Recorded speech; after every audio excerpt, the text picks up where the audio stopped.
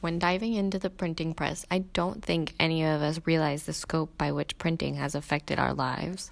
Printing has drastically altered the way we move information from one generation to the next. While the exact date or inventor are unknown, the earliest known printed text is from Dunhuang, China, dating to around 868 AD during the Tang Dynasty. The Diamond Sutra, a Buddhist book, is said to be the oldest known printed book. The process used was block printing, which is where wooden blocks are coated with ink and then pressed to the medium, which was usually cloth or paper. This method of printing was also used in Japan and Korea as early as the 8th century. Private printers in these locations used both wood and metal blocks to produce Buddhist and Taoist treaties and histories in the centuries before movable type was invented. It was during this period of early printing that rolled-up scrolls began to be replaced by book-formatted texts. In the 11th century, the method was improved by Pai Sheng, a Chinese peasant. He created movable type using clay stamps instead of wood. Sheng noticed that the wood absorbed too much ink, and since it was very absorbent, the ink wouldn't clean off of the wood properly, making their usage minimal. With clay, the ink transferred onto the medium cleaner and faster, and the clay was much simpler to clean. It should be noted that relatively primitive forms of the printing press did exist in Europe in the late 14th and early 15th centuries.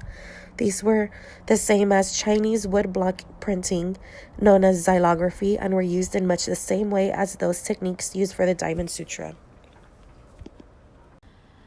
Europeans took to the movable type very quickly. Before the invention of the printing press, most European texts were printed using xylography.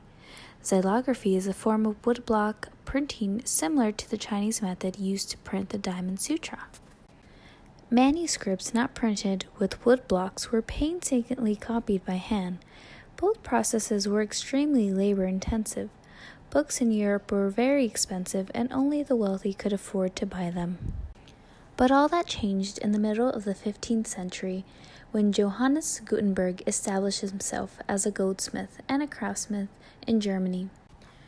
Gutenberg first began experimenting with both xylography and the development of a more efficient method of printing. Like others before him, Gutenberg, determined to speed up the printing process, would need to break the conventional woodblocks down into their individual components. Lower and uppercase letters and punctuation marks were given their own individual components. He cast these movable blocks of letters and symbols out of the various metals, including lead, antimony, and tin. In the process, Gutenberg also created his own ink using linseed oil and soot. This development represented a major improvement over the water-based inks used in China. But what really set Gutenberg apart from his predecessors in Asia was his development of a press that mechanized the transfer of ink from movable type to paper. Adapting the screw mechanisms found in the wine presses, paper makers' presses, and linen presses, Gutenberg developed a press perfectly suited for printing. The first printing press allowed for an assembly line style production process that was much more efficient than pressing paper to ink by hand. For the first time in history, books could be mass-produced at a fraction of the cost of conventional printing methods. The printing press became the quick and easy distribution of information that would ultimately lead to the Protestant Reformation, the Renaissance, the Scientific Enlightenment, and the Industrial Revolution. Gutenberg also wrote a Bible called the Gutenberg Bible. Approximately 180 copies of the Gutenberg Bible were printed and first made available around 1455. Of these, 145 were done on paper. The remaining 35 were printed on vellum, which is treated calfskin. 49 Bibles survived in the 20th century, and only 21 of these are complete. Of the 35 vellum copies, only 3 exist as completed copies. With the printing press, it was an early way for data or knowledge to be accumulated, similar to today with computers and just with your ability to store large amounts of data that you can access, again, at any moment. Talking about the accumulation and transfer of data from one generation to the next. Before the printing press and before handwritten, we had the oral tradition, which allowed for knowledge to be passed down from one person or a small tribe to another. Then we have the printing press, which allowed us to make printed books, which allowed the cumulative knowledge of man to be passed down. Books also allow you to experience emotions very similar to those who have read the same book before you. So not only are books a time machine, but they also allow you to share emotional experiences with others.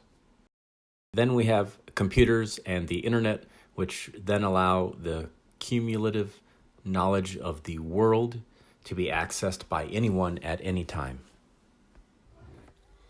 The 3D printing has two benefits. One is in schools and the other one are worldwide. In schools, I will break it down into 3 parts. The first one being chemistry. Because in chemistry, the 3D printer is coming in handy when teaching kids about atoms and chemical bonds. Because it allows the student to not only get a physical feel for the compound, but as well as interact and see as the teacher speaks about the links between the two atoms and how they connect instead of just seeing them in 2D images. The second one would be engineering, because 3D printing has allowed for the field to grow as well as become multidisciplinary. Because now concepts that were before related are now interconnecting with each other. And examples of this would be water and distillation and shape memory materials. Lastly, 3D printing is used in mathematics because it allows for the students to think of different ways and angles when it comes to solving problems. An example of this would be this teacher that is using a 3D printer to teach their students about group theory. And he was using the Rubik's Cube as an example. And he assigned his students to make Rubik's Cubes, but to have different shapes. So some were able to make cats and spheres. Others made cubes or diamond-shaped Rubik's Cubes. And before they had to do that, on the 3D printers programming, they had to make these shapes and they had to figure out the length, the width, and they had to figure out, make everything seem so that it would all come together.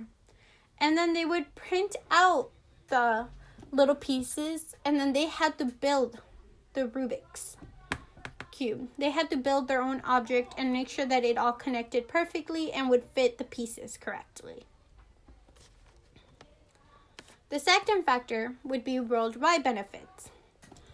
One of the benefits that I thought was really interesting was that because of 3D printing, there is an increased demand for people that have 3D printer skills and that can come in with, I quote, a problem-based approach to designing and creating products.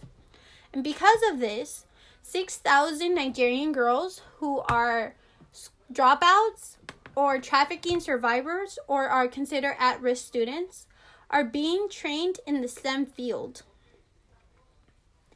And not only is this helping the girls have a career and have an education, but at the same time, it is increasing the number of females that are found in the STEM field. Secondly, nowadays they're using 3D printers to make housing. And these houses are not only cheaper to make, but they take a lot less time than building a regular house would.